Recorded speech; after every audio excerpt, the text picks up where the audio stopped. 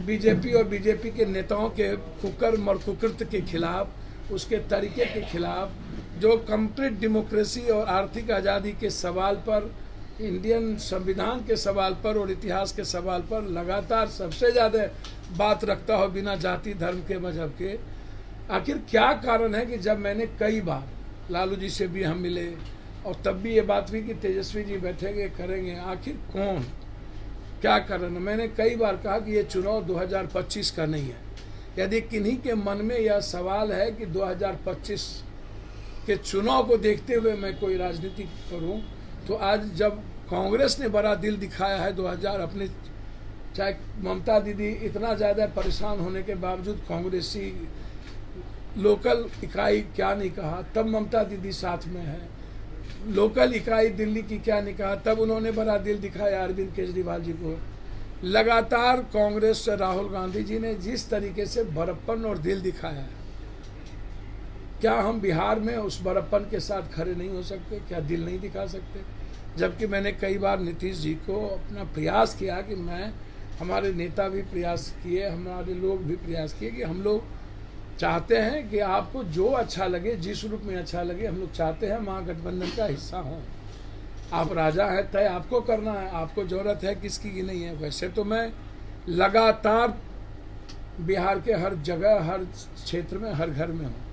मैं लगातार, यदि इंडिविजुअल आप लीडरशिप की बात और किसी की करिएगा तो इंडिविजुअल व्यक्ति, आज पप्पू यादव पर कोई जाति का ठप्पा नहीं है, पप्पू यादव पर हिंदू मुसलमान का ठप्पा नहीं है, बेईमानों का ठप्पा नहीं है, पप्पू यादव पर किसी भी तरह के आवाज़ देने से पीछे हटने का ठप्पा नहीं है।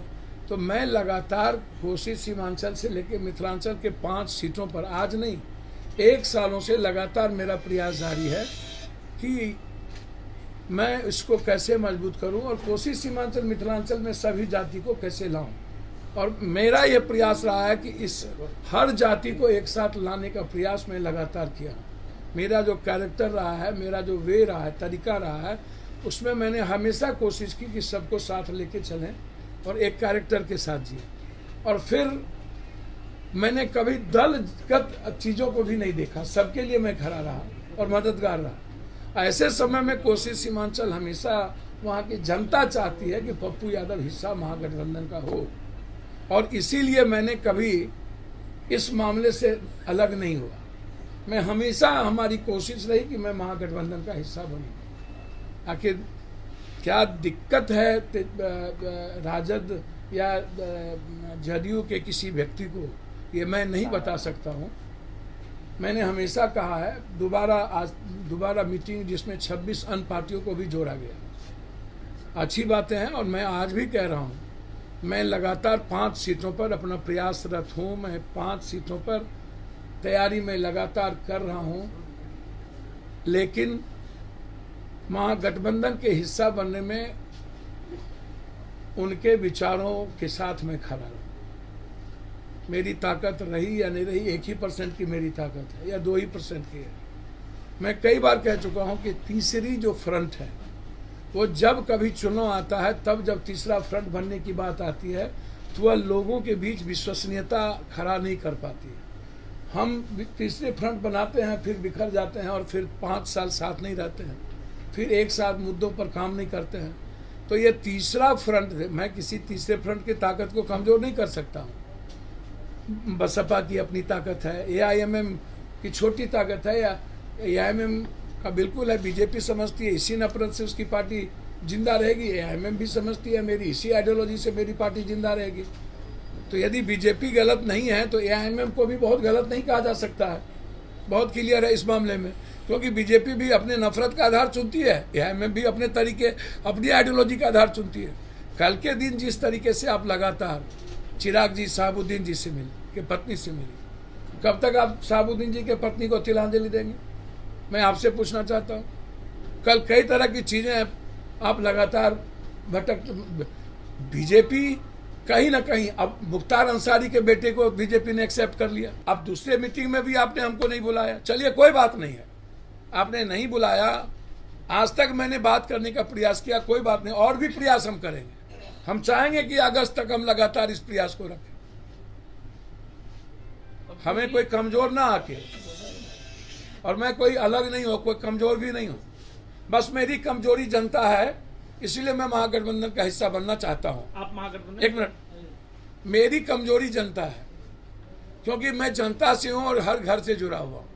और सीमांचल, कोसी, मधेपुरा, पूर्णिया, खगड़िया, सहरसा, सीतामढ़ी हो या मधुबनी हो या दरभंगा हो, इस इलाके के लोग चाहते हैं कि पप्पू यादव इस देश को बचाए, पप्पू यादव इस देश की संविधान और लोकतंत्र को बचाए। पप्पू यादव की भूमिका सबसे महत्वपूर्ण होगी। और एक तरफ महागठबंधन में कांग्रेस की बात नहीं कर रहा हूं, मैं हमेशा कांग्रेस के साथ रहा हूं, लेकिन मैं यह जरूर आज कहूंगा कि कांग्रेस को मेरे लिए तय कर लेनी चाहिए क्या मैं महागठबंधन का हिस्सा रहूंगा या नहीं रहूंगा। और इसके लिए मैं अगस्त तक बहुत क्लियर हूं कि मैं अगस्त तक अपने कामों को मैं करते जा रहा हूं और इंतजार करूंगा। अगस्त के बाद मैं स्वतंत्र हो जाऊंगा कि जनता के बीच मैं जाऊंगा और कहूंगा मैंने प्रयास किए और उन्होंने लगातार हमारे प्रयास को तवज्जो नहीं दी। तब मैं जनता के बीच जाऊंगा और जनता जो तय कर देगी, या पार्टी अकेले, मैं फिर कह रहा हूं कि तीसरा गठबंधन रिलायबल नहीं हो पाता है। बहुत सारे गठबंधन है, साथ लड़ा जा सकता है, लेकिन रिलायबल नहीं होता है। तो प्रयोग हमने तो देखा, और कई बार हमने प्रयोग किया है, और सिर्फ चुनाव जीतने के लिए ऐसी चीज नहीं की जा सकती। इसीलिए जनता के कारण मैं महागठबंधन के साथ खड़ा रहना चाहता हूं।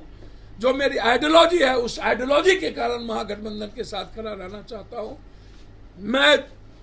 मेरी ताकत 2 या 3 सीट की है। हो सकता है कल आइडियोलॉजी के चलते हमें एक महागठबंधन हमारी उस तवज्जो को ना दे, उसके बावजूद भी मैं हर चीज स्वीकार करूंगा।